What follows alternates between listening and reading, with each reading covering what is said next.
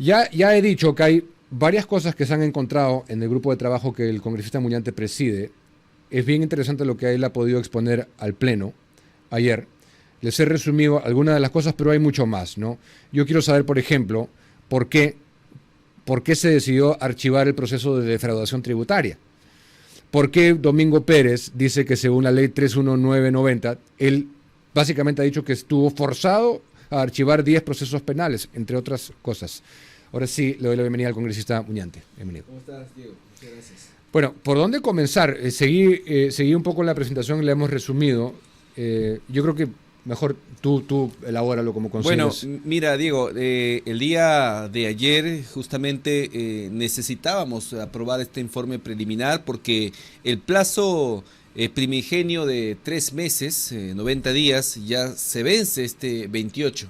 ¿No? Entonces, y la próxima semana es semana de representación, de tal manera que esta era la única oportunidad que teníamos y gracias a Dios se puso a debate y se aprobó por amplia mayoría. Resulta bastante llamativo, Diego, y esto quisiera que lo puedas abordar más adelante, los votos en contra que recibió la ampliación de este informe, bastante sospechoso, ¿no? De que haya gente en el Congreso que no quiera que se investigue a Odebrecht o a quienes llevaron a cabo este acuerdo, ¿no? Pero bueno, ayer justamente hubieron votos en contra, hubieron varios rojos ahí que habría que preguntar por qué se opusieron a que se investigue este acuerdo de colaboración eficaz.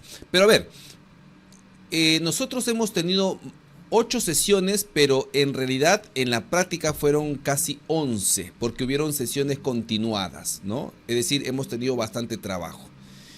Hemos tenido sesiones donde han venido ex fiscales de la Nación, han venido fiscales en ejercicio aún, como la fiscal Nora Córdoba, han venido procuradores y ex procuradores como Hamilton Montoro, han venido fiscales en vigencia como el señor Hamilton Castro, ha venido la actual fiscal, la procuradora especial ad hoc, la señora Silvana Carrión. Ha venido también ex fiscales de la Nación, le he mencionado, la señora Zoraida Ábalos, señor Pablo Sánchez. Entonces hemos tenido realmente a la mano fuentes importantes que así nomás no te aceptan una entrevista en un medio de comunicación para responder sobre estos cuestionamientos, ¿no? Pero como nosotros tenemos la prerrogativa constitucional de ser una comisión investigadora, tienen que venir sí o sí a nuestro llamado. De tal manera que estando ya sentados, tienen que responder a las preguntas que muchas veces pues no quieren responder en un medio de comunicación. Es así, por ejemplo, que el señor Pablo Sánchez tuvo que aceptar que llamó al señor Ruruch, fiscal provincial, para suspender una diligencia en el IDL a pedido del señor Gustavo Gorriti, ¿no? Esa fue una de las cosas que se reveló y que ha trascendido en los diversos medios de comunicación. También la señora Silvana Carrión reveló, por ejemplo, que antes de ser procuradora del Estado, trabajó con el señor César Azabache, actual abogado de Brookfield, de Odebrecht, por ejemplo, ¿no? Esta información jamás la había compartido en otros medios y en mi comisión tuvo que aceptar esa información. Un conflicto de intereses, presumiblemente. Por supuesto, un tremendo conflicto de intereses, ¿no? Un tremendo conflicto de intereses. Vino también el procurador de la SUNAT, el señor Antenor Escalante, y nos reveló, por ejemplo, todos los pormenores sobre la denuncia de defraudación tributaria que ellos emprendieron contra Odebrecht y que fue archivada por el equipo especial Lavajato, ¿no? Entonces, ahora, ¿pero por qué? Informaciones bastante relevantes. Sí. Bueno, sobre el caso particular de la defraudación tributaria. Bien, empezamos por ese. Mire, cuando estuvieron ellos en la comisión, y fue una sesión bastante larga e incluso está colgada en el YouTube del Congreso para quienes quieran volver a revisarla. El señor Antenor informa que ellos primero, tomaron como primera fuente reportajes periodísticos, ¿no? Como la gran mayoría de casos, incluso el Ministerio Público empieza investigaciones gracias a reportes periodísticos, ¿no es cierto? Luego ellos, obviamente como órgano técnico, tuvieron que someter una pericia, un informe, de todos los movimientos de Odebrecht en cuanto a los porcentajes en las empresas que ellos habían declarado en el Perú. Y resulta que habían encontrado pues una incongruencia entre su información que estaba en el contrato de obra con el que ellos estaban pagándole a la SUNAT. Entonces ellos vieron que había un gran vacío, una gran diferencia, y por ende iniciaron las investigaciones. Cuando se dieron caso de que estábamos ante, o se dieron cuenta que estábamos ante un caso de defraudación, tuvieron que presentar la denuncia penal correspondiente. Esa denuncia fue luego, o digamos, esa investigación fue trasladada luego al equipo especial Abajato, quienes archivaron la denuncia. Cuando el señor Domingo Pérez se presentó ante la comisión, se le hizo la pregunta, ¿por qué se archivó esta investigación? Y él dijo de que se había hecho porque la SUNAT había planteado su denuncia en los recortes periodísticos y que eso no era nada serio, dijo el señor Domingo Pérez. Ya, pero es un hecho, porque para que la gente de a pie nos entienda en términos sencillos, es un hecho de que se le ha condonado una deuda tributaria que no tendría que habérsele condonado. Claro, porque si al momento que se archiva la denuncia, ¿no es cierto?, prácticamente se le condona esa deuda, porque cuando la SUNAT presenta la denuncia por defraudación tributaria, ellos ahí establecieron cuánto era el monto de la defraudación. Más o menos. Sobrepasan los 500 millones de soles, ¿no? Que se le perdonó de buenas a primeras. Claro, porque si se archiva la denuncia no hay manera de cómo como cobrar parte del acuerdo. Claro, cómo cobrar ese dinero. No, eso no era parte del acuerdo, sino que fue, digamos, una decisión cuestionada de parte de los fiscales cuando ellos asumen todos los casos de Odebrecht. Cuando se crea el equipo especial Abajato, le quitaron a varias fiscalías, le quitaron competencias. Por ejemplo, le quitaron a la SUNAT, en este caso, el fiscal, en ese momento, perdón, el procurador general Soria, le quita la competencia de la SUNAT y se la da al equipo, a la Procuraduría Especial Abajato, esa investigación. La Fiscalía, por su parte, también le quita a las Fiscalías Anticorrupción y a las Fiscalías Especializadas en Delitos Tributarios las denuncias contra Odebrecht y se lo entrega todo al equipo especial Abajato. Ellos con esas denuncias las archivan en su gran mayoría. O sea, lo de SUNAT, que estaba en SUNAT, digamos, numerado, cuantificado y todo, lo pasaron al equipo especial. A la Procuraduría del equipo especial, claro. Y cuestionable, ahí, ¿no? Claro, muy cuestionable porque justamente una de las preguntas que le hice a Zoraida Ábalos fue ¿por qué usted decidió, ¿no es cierto?, que este equipo especial de fiscales asuma esta denuncia y cuál es la expertise de este equipo para ver delitos tributarios, ¿no es cierto? Porque tienen que tener cierta experiencia para asumir un caso de esta naturaleza. Y dijo, ahí está el video, no miento, la señora Zoraida Ábalos dijo, bueno, deben saber, pues son fiscales. O sea, asumió que sabían, ¿no? Ni siquiera ella se pudo cerciorar de que estaba otorgándole estas competencias a un equipo que estaba capacitado profesionalmente para ver delitos tributarios. O sea, lo que le han condonado, o archivándolo, lo que no tuvo que pagar es casi la reparación civil que se le fijó. Casi, por supuesto. Y acuérdate que también está la venta de la hidroeléctrica Chacya. Está, además de eso, hay otros archivamientos de denuncias, ¿no?, que también he informado en mi informe preliminar. Sí. Porque se ha tratado con mano de seda a Odebrecht y hay información que incluso se nos ha sido negada por parte de la misma Fiscalía. Porque, por ejemplo, hemos mencionado allí un acta del día, en diciembre del año 2022, creo que es el 22 de diciembre del año 2022, en donde el equipo especial Abajato junto con la procuradora especial ad hoc, ¿no es cierto?, firman un acta para recuperar la cooperación internacional judicial con Brasil. Y allí se archivan 43 casos contra Odebrecht. Esto que sale de una información periodística, hemos solicitado debidamente a la Fiscalía que nos remitan esta acta, pero aprovechamos la presencia de la señora Silvana Carrión para preguntar sobre esta información. Y ella lo que hizo fue corroborar que efectivamente se habían archivado estas denuncias. A la pregunta, ¿por qué usted permitió eso? Si usted es procuradora del Estado. Se supone que usted está para defender los intereses del Estado peruano. Y dijo, no, esto lo vieron los fiscales, ellos sabrán por qué lo hicieron. O sea, en otras palabras, se han tirado la pelota, Diego. El fiscal Domingo Pérez tirándole la pelota a la jueza que homologó el acuerdo, la procuradora ad hoc especial tirándole la pelota al equipo de fiscales especiales. Esto ha sido prácticamente un deslinde de responsabilidad bastante grosera, ¿no? ¿Alguien te ha logrado responder por qué se limitó a 4 proyectos?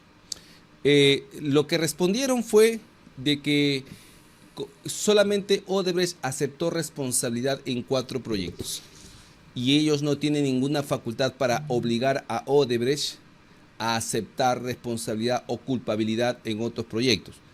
En cierta parte tienen razón, ¿correcto? Tú no puedes obligar a que una persona se autoincrimine, ¿no es cierto?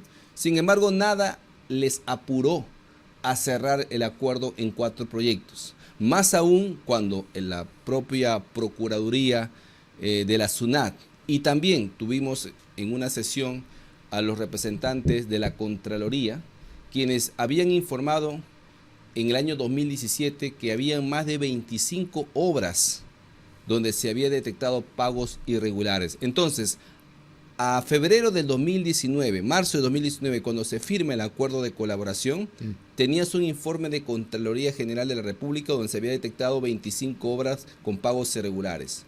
Tenías una denuncia por defraudación tributaria de parte de la SUNAT. O sea, tenías incluso hasta una sentencia en Ica contra Odebrecht. Entonces tenía varios insumos que te hacían sospechar al menos de que no solamente eran 4 obras donde se habían pagado coimas. Sin embargo, los fiscales se apresuraron bastante para cerrar el acuerdo en 4 obras. Fue una de las razones por la cual también sacaron al señor Hamilton Castro, quien fue el primer fiscal que justamente estaba viendo el equipo especial Lavajato.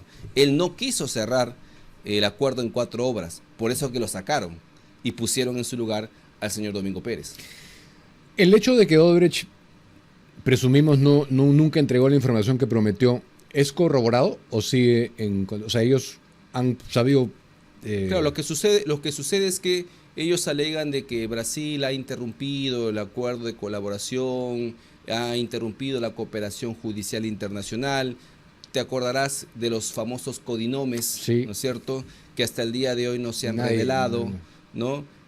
Progresivamente Odebrecht iba a estar revelando información, pero hasta el día de hoy eso no se ha podido demostrar, al menos con las declaraciones de los fiscales y los procuradores, ¿no? Y los beneficios han sido extensivos a otras empresas que no son Odebrecht. Claro, lo que sucede es que Odebrecht ha actuado siempre en consorcio, ¿no? Entonces, cuando se les brindan los beneficios premiales a Odebrecht, también se les brindó a estas otras empresas. Pero también hay un caso muy particular con AENSA, por ejemplo, ¿no? Graña y Montero. Existió también un acuerdo de colaboración eficaz con ellos. Y a ellos, a diferencia de Odebrecht, no les dieron muchas facilidades. Entonces ahí se ve que no se midió con la misma vara, ¿no? Entonces son documentos que todavía estamos esperando. Hay mucha información allí que la Fiscalía se ha negado a entregarnos como comisión investigadora. Por eso es que hemos solicitado esta ampliación del plazo. José Domingo Pérez te respondió por qué no se le solicitó que desistan de llevarnos a instancias internacionales como parte del acuerdo. Lo que sucede es que la justificación que ellos presentan es la siguiente. Parecieran abogados de Odebrecht. Esa era la forma en cómo ellos defendían esta situación, ¿no? Por ejemplo, ellos dicen, si Odebrecht no ha aceptado responsabilidad o culpabilidad en otras obras que no están en el acuerdo, ellos tienen, dicen ellos, todo el derecho de ir a las instancias internacionales a demandarnos como Estado peruano. O sea, claro, esa es la razón. Su preocupación está en otro lado, realmente. Exacto. Esto que te dijo de que él habría archivado, Pérez, ¿no? José Domingo Pérez, 10 procesos penales por la ley 31990. Bueno, eso realmente sí me pareció bastante deleznable, ¿no? O sea, echarle la culpa al Congreso, ¿no? En una argumentación eminentemente política, no era jurídica, para, digamos, justificar su accionar diría yo, bastante complaciente o cómplice con la empresa Odebrecht, porque él decía que había archivado, o había estado obligado a archivar las 10 carpetas de colaboración eficaz en cumplimiento, dice él, de una ley que ha dado el Congreso. ¿Y cuál es la ley? La que tú has mencionado, la 31990, ¿no? ¿De qué habla esta ley? Esta ley es una modificatoria del acuerdo de colaboración eficaz de manera general para poner un plazo, Diego. Porque, por ejemplo, el caso del señor Castro, ¿no?, que ha sido asesinado en su casa. 5 años en proceso de colaboración eficaz y hasta el día de hoy no se había corroborado. Esto que es una desnaturalización de un proceso de colaboración eficaz, porque se supone que el colaborador eficaz acepta la responsabilidad penal y te dice, en tanto plazo te entrego las pruebas de lo que estoy diciendo. No se puede pasar la vida, pues, ¿no? Entonces, la modificatoria plantea 8 meses de plazo más 8 meses de plazo de prórroga, o sea, 16 meses en general. Entonces, esta ley cuando se modifica entra en vigor en marzo del año pasado, 2024. Y una disposición complementaria final de esta ley dice que los procesos de colaboración eficaz en trámite, o sea, los que tenía Domingo Pérez en su poder, previos, claro, se computan, los 16 meses, se computan desde el día siguiente de entrada en vigor de esta ley. Es decir, tenía todavía José Domingo Pérez 16 meses para corroborar estos acuerdos que ya estaban en trámite. ¿Qué hizo? Antes que se venciera, porque todavía no se vence el plazo, ya archivó 10. ¿Por qué se apresuró? Si la justificación es que esta ley le obligó a archivar, mentira. Porque esta ley, bien claro lo he explicado previamente, son 16 meses que te otorga como plazo máximo. No había forma de archivar estos procesos.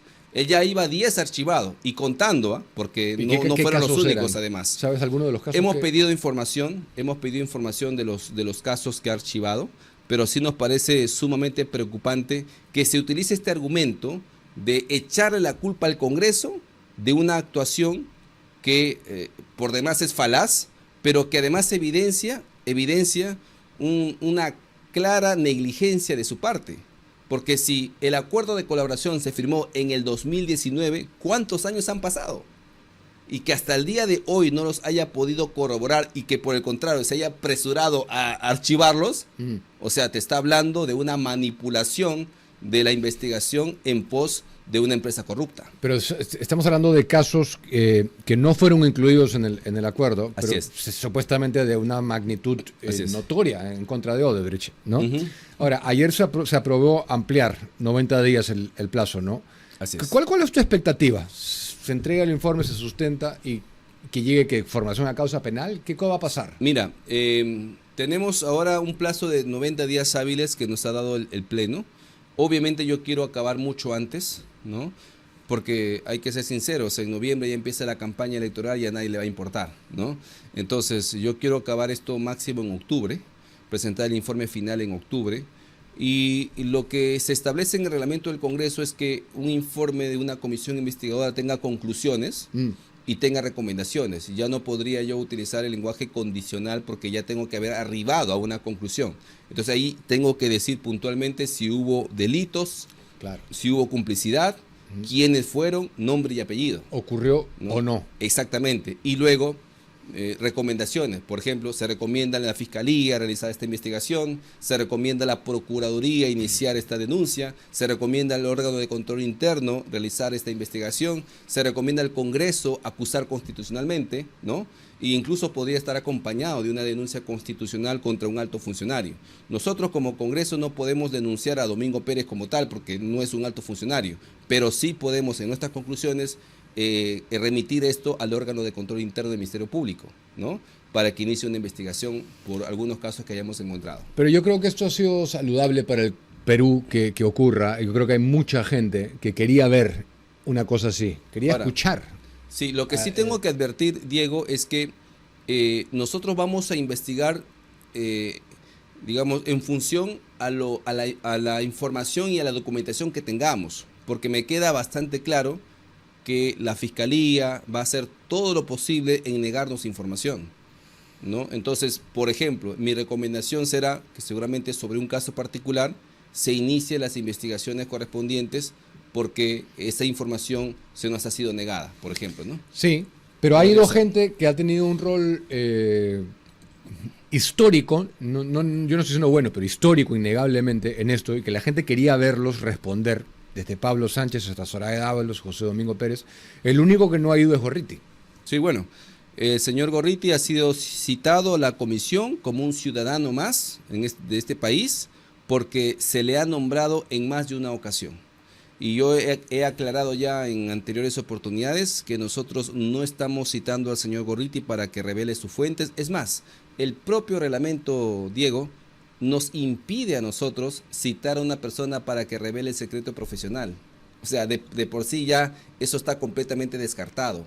No lo estamos invitando para que revele su fuente, no lo estamos invitando por un artículo que haya publicado en su página de IDL Reporteros.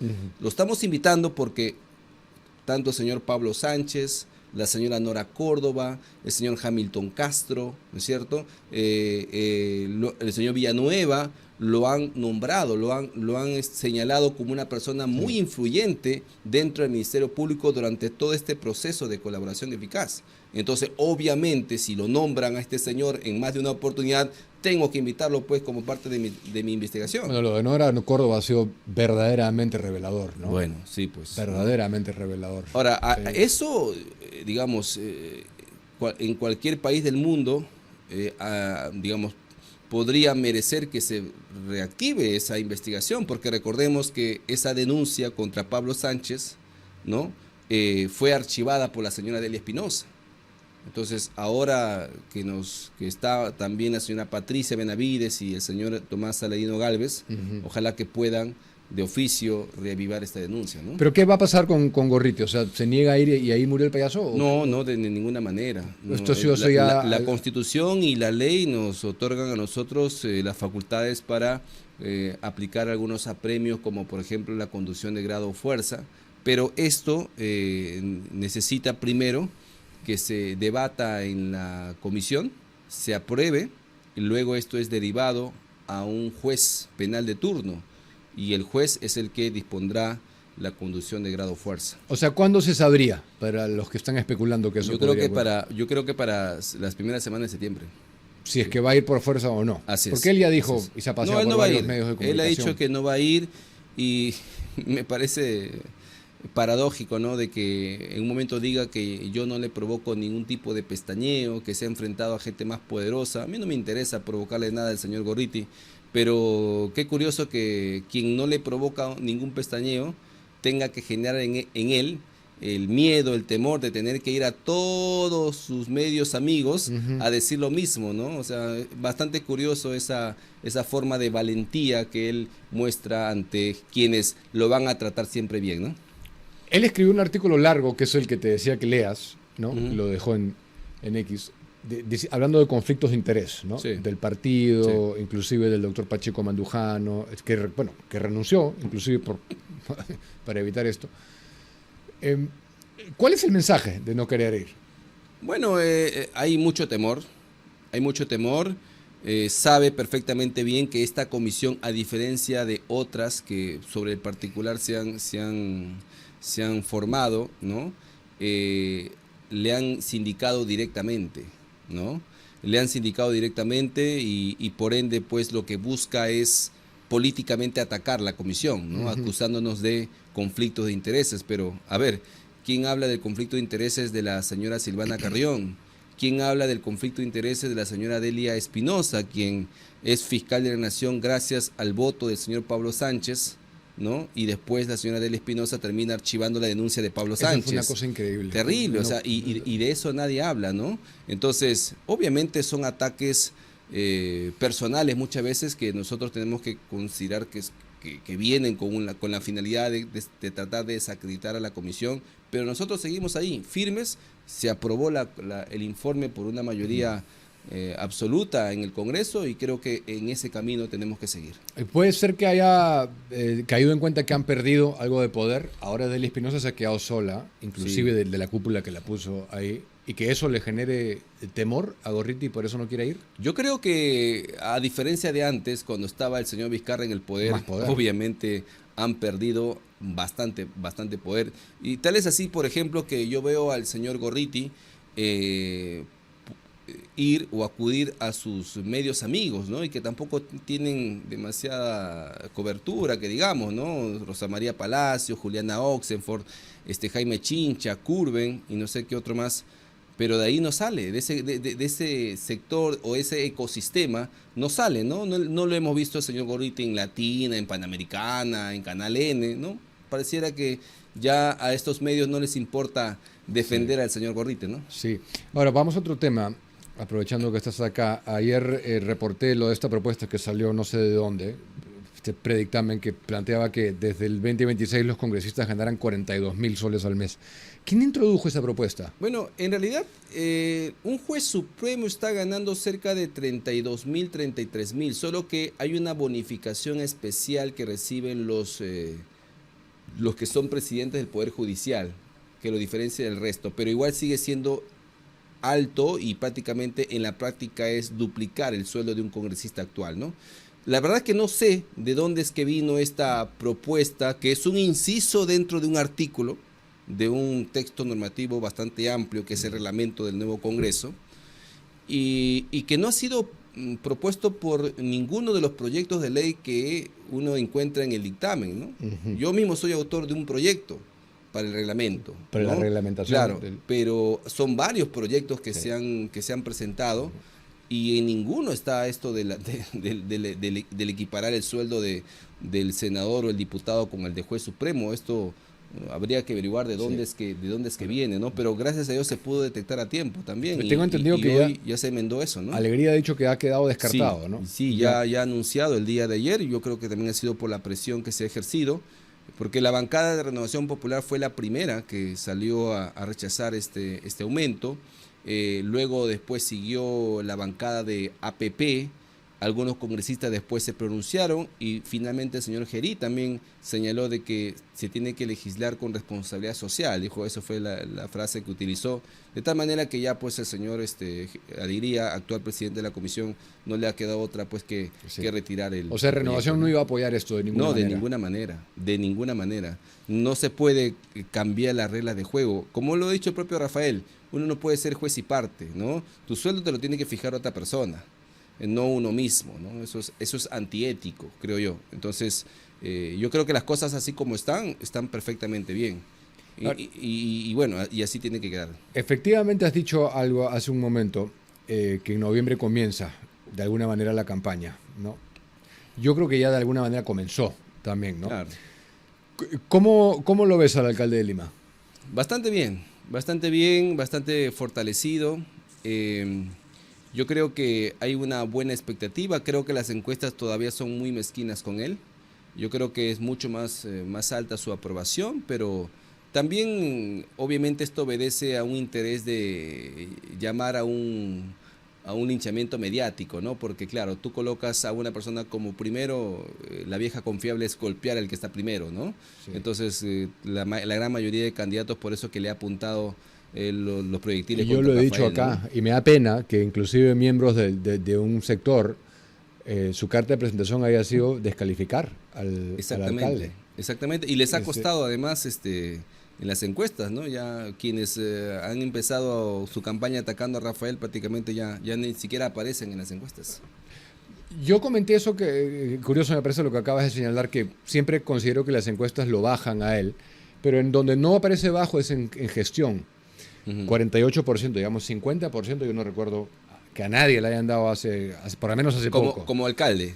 Aprobación de gestión, 50%. Perfecto. Entonces, sí. Si asumimos que es cierto lo que dices, que lo tiran para abajo, es 60, 70 debería estar de aprobación de su gestión. Sí, debería estar por ahí. Y si hay gente que no responde es porque a veces pues no están tan, digamos, hay gente que está un poco desentendida, ¿no? De la gestión municipal o de la política en general. Pero yo creo que siendo bastante objetivos, uno reconoce en Rafael una gran labor, no lo puede hacer todo, no lo puede solucionar todo, es el alcalde de Lima, no es el presidente del país, pero lo que está haciendo por Lima más o menos sería un reflejo de lo que él podría hacer a nivel nacional con los ministerios de su lado, ¿no? Sí. Por ejemplo, el tren de Lima, si Rafael López Aliaga fuese presidente, hace rato ya en 2 patadas estaría el tren de Lima funcionando, ¿no? ¿Tú crees que vaya a funcionar el tren? El tren, sí, claro, por supuesto. Mira, hace poquito Rafael acaba de publicar un video de los mismos trenes funcionando en Estados Unidos, ¿no? Sí. O sea, la gente hasta el día de hoy los utiliza sin ningún tipo de problema. Ese servicio podría estar... No, me refiero a que Sandoval, yo creo que ha politizado Sí, claro, de todas el maneras. tema. Yo he visto los trenes en Estados Unidos, en California, donde Exacto. estuve el año pasado para Año Nuevo. Yo los vi.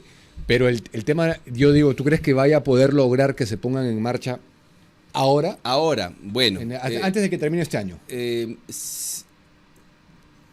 Hay otras alternativas que están explorando, ¿no? Por ejemplo, la concesión a una empresa privada, ¿no?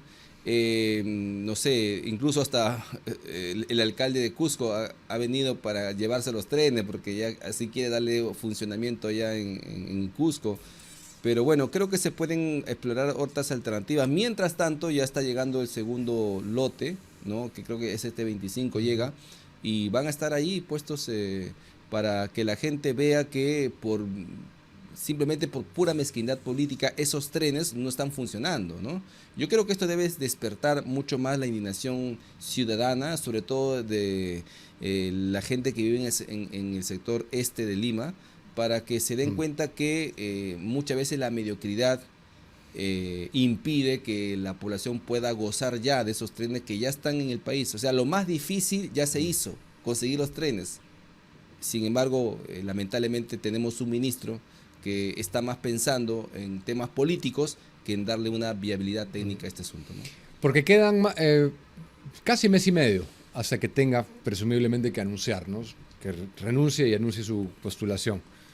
O sea, tú le pondrías una nota probatoria, Sí, claro, a por la supuesto. gestión municipal. Por supuesto, a la gestión municipal. De hecho, el día de ayer también en el Congreso se aprobó una ley para digamos, habilitar a los gobiernos regionales y locales para que puedan apoyar la labor de la Policía Nacional, es decir, brindarles equipamiento, brindarles uniforme, brindarles equipos, pero eso ya lo estaba haciendo Rafael desde antes, ¿no? O sea, él ha dado el ejemplo de cómo debe trabajar una municipalidad con la Policía Nacional, les ha dado motos, ¿no? Entonces, y ayer el Congreso aprobó una norma en ese sentido. De tal manera que Rafael pareciera estar siempre pues a la vanguardia, un paso adelantado a las demás gestiones, y creo que eso se tiene que saludar. ¿Por qué crees tú que le está yendo bien? Cuando desglosé la última encuesta, en el 18 a 25 lideraba la demográfica de 18 a 25. ¿Por qué crees que es eso? Yo creo que es por su, digamos, su presencia en redes sociales, ¿no? Creo que nos está ayudando muchísimo la campaña que se está haciendo en medios. Hoy en día los jóvenes se informan solamente por el TikTok, por el Facebook, por el Instagram, y allí se está haciendo un trabajo también de visibilidad de la gestión, y creo que la gente le gusta lo que está viendo. Y además Rafael pues no es un tipo parco, ¿no? Sino que tiene esa simpatía que lo caracteriza, y entonces jala de diferentes sectores de la población. Sí, yo también creo. Gracias por estar acá. Gracias, Diego, muy amable. Alejandro Muñante ha estado con nosotros.